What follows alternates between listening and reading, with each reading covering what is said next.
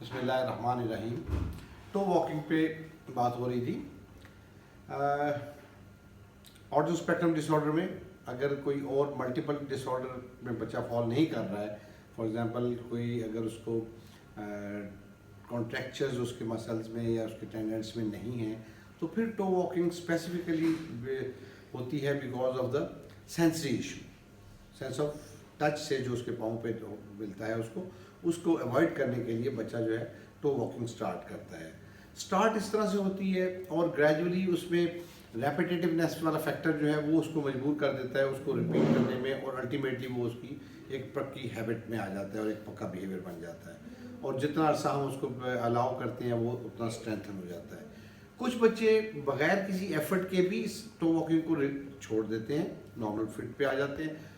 वो बच्चे होते हैं जिनमें सेंसिटिविटी जो है उसकी टच की वो बहुत ज़्यादा हाइपरनेस नहीं होती है, और ग्रेजुअली वो ओवर द टाइम एक नेचुरल वे में डिसेंसिटाइज हो जाती है। जिनमें स्वेरिटी ज़्यादा होती है सेंस ऑफ टच में, उन बच्चों के लिए स्पेसिफिकली उसको बाय डिज़ाइन बाय प्लान हमें उसको डिसेंसिटाइज करना पड़ता है। मीनिंग देयर बाय के पाँव का जो तलवा है, नीचे वाला पार्ट जो है, उस पर हमें उसको टच देना होता है जैसे ज़मीन का होता है चलते हुए खड़े होते हुए। सिमिलरली किसी और चीज़ का टच भी, शू का, सॉक का, किसी और टेक्सचर का टच देने से भी हम उसको ग्रेजुअली उसको हम डिसेंसिटाइज कर सकते हैं। Desensitization basically is the tolerance which someone has to accept that stimulus जो उसको मिल रहा होता है। जो बच्चे हाइपर सेंसिटिव होते हैं, जब टो वॉकिंग में जिस तरह से मैं एग्जांपल कोट करूँगा, they are always overstimulated by the sense of touch through their feet with the ground. अब उसका रिएक्शन क्या होता है कि वो अनकंफर्टेबल होते हैं, डिस्टर्ब्ड होते हैं।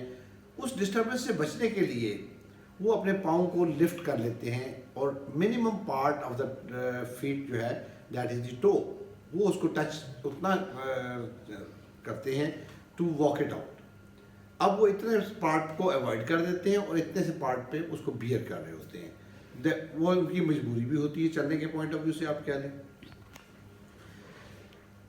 जितना हम उसको एक्सपोजर ज़्यादा बढ़ाते हैं टच का, उतना वो उसमें जो है कंफर्टेबल होता जाता है, टॉलरेट करने के फेज में आ जाता है, एक्सेप्टेंस आ जाती है। अब वो टो वॉकिंग उसकी ग्रेजुअली जो है रिड्यूस हो जाती है। इट्स अ ग्रेजुअल प्रोसेस, थोड़े से ज़्यादा हम इस अंदाज से उसको इन्हेंस करते हैं ग्रेजुअली, सो दैट कि उसके बिहेवियर्स उसके अगेंस्ट जो है या उसका रिएक्शन जो है वो मैनेजेबल रहे। माइल्ड केसेस में एक नेचुरल वे में हो जाता है, जैसे मैंने आपको बताया, उसमें शायद हमें एफर्ट नहीं करनी पड़ती है।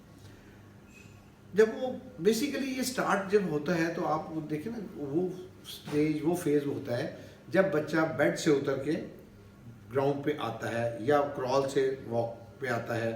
ये वो वक्त होता है जब वो बच्चा टू वॉक स्टार्ट करता है। मोस्टली ऑटिज्म स्पेक्ट्रम डिसऑर्डर में सेंसरी इशू की वजह से जो वॉक है, बेसिकली इसमें रिएक्शन टू चेंज भी होता है कि उससे पहले वो बच्चा बेड पे रहता है, उसमें शूज़ नहीं पहने होते हैं, तो उस वजह से जो है उसको जो है उसको अंदाज़ा नहीं होता है, उसको टच का वो एक्सपोजर नहीं मिला होता है, जिस वजह से वो उसको जो है डिस्टर्ब नहीं कर रहा होता। अब वो एक चेंज का रिएक्शन भी हो सकता है और सेंसरी इशूज भी हो सकता है। इसको थोड़ा सा हमें एवेलुएट करना होता है थ्रू ऑब्जर्वेशन कि क्या वो हर चीज़ में सेंस ऑफ टच उसको ओवर स्टिमुलेट कर रहा है या सिर्फ वॉकिंग के अंदर ही हमें उसका बिहेवियर इस तरह का मिल रहा है। अगर हर चीज़ के टच में मिल रहा है तो फिर ये सेंसरी इशू हो सकता है। अगर सिर्फ वॉकिंग में हो रहा है तो फिर शायद मैं इसको कहूँ कि ये नॉन वॉकर से वॉकिंग वाला जो फेज़ चेंज होने वाला है, ये शायद उसका रिएक्शन भी हो सकता है। Anyhow, to make you understand, इसमें एफर्ट हमें क्या करनी होती है कि हमें उसको एक्सपोजर बढ़ाना है। उसका एक डेमोन्स्ट्रेशन छोटा सा मैं मेरी बेटी माय बेस्ट है बड़ी हिबा, उसको मैं रिक्वेस्ट करूँगा कि वो मुझे डेमोन्स्ट्रेट करें हम मेरे साथ मिलके इस छोटे से प्रैक्टिस को।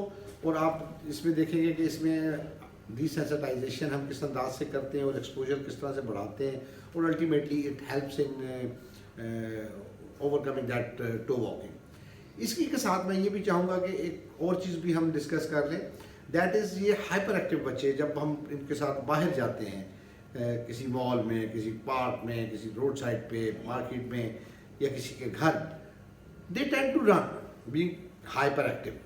हाइपर एक्टिविटी उसमें क्या होती है कि वो उनको पुश करती है और वो अपने आप को रोक नहीं पाते हैं, दे रन अराउंड। एक तो एग्रावेट जिससे होती है शुगर से और कार्बोहाइड्रेट से, उन चीज़ों को हमें रिड्यूस करना चाहिए, जंक फूड को रिड्यूस करना चाहिए, सो दैट के वहाँ से हम उसको मिनिमाइज कर सकें।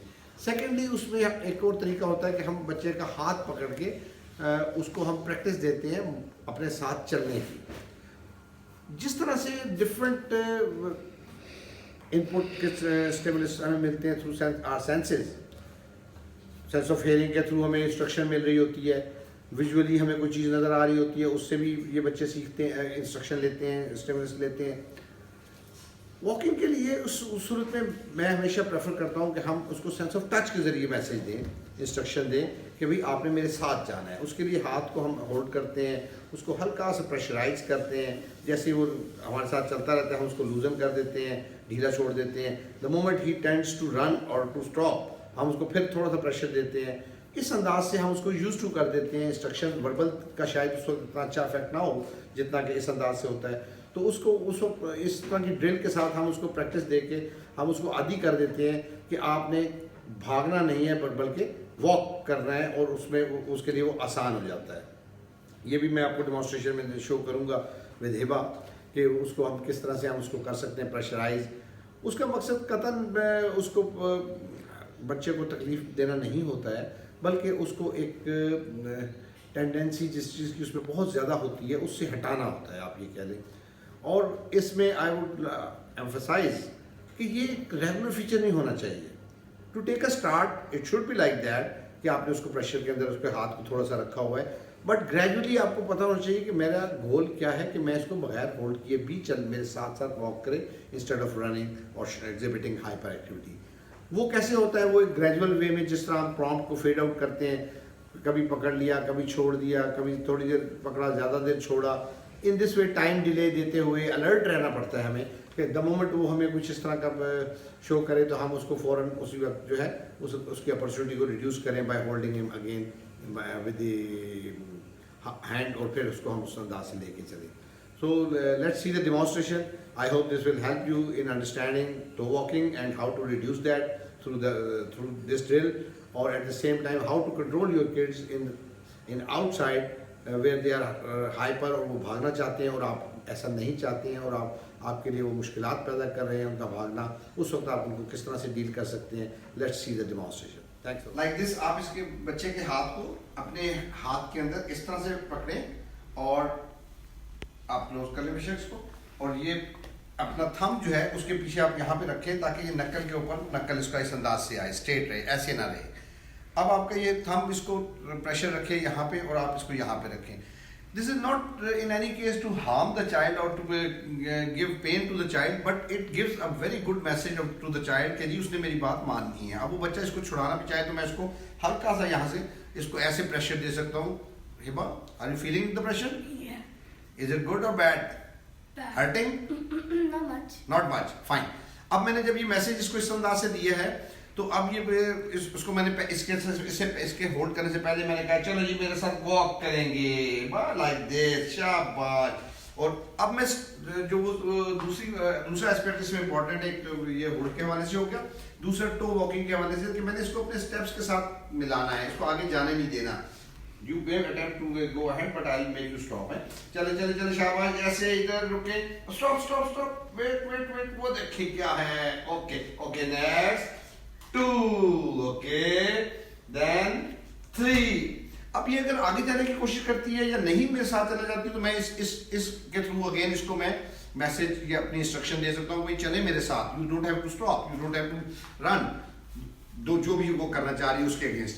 तो ये जो फुट स्टेप्स हैं इसको इंटरेस्टिंग बनाने के लिए मैं शायद यहाँ पे छोटे छोटे फुट स्टेप्स बना के कलरफुल वो भी पेस्ट कर सकता हूँ, हाइट के मुताबिक, बहुत डिस्टेंट नहीं, और उसके ऊपर वो एक एक्टिविटी सी भी बना सकता हूँ। मैं ये स्क्वेयर्स को भी यूज़ कर सकता हूँ फ्लोर के, और एट द सेम टाइम उसमें कोई स्पॉट्स भी रख सकता हूँ लाइक दैट। तो इन दिस वे बच्चे को हम जब प्रैक्टिस देते हैं, यहाँ पे जब पाँव उसका आता है इस तरह से, अब उसका पाँव यहाँ पे उसको जब रुकना पड़ेगा, अब वो यहाँ पे टो पे नहीं हो सकता। Can you do something toe पे होने के लिए? कुछ आपको कैसा लगेगा? कर सकती है? प्रेशर बढ़ता है. Can you do that for longer duration? है? Not really. No? No. So it's difficult for the child कि वो टो पे आए. अल्टीमेटली क्या होगा, उसको आहिस्ता आहिस्ता अपना उसका पाँव के ऊपर जो टच हम चाह रहे थे एक्सपोजर वो बढ़ जाएगा.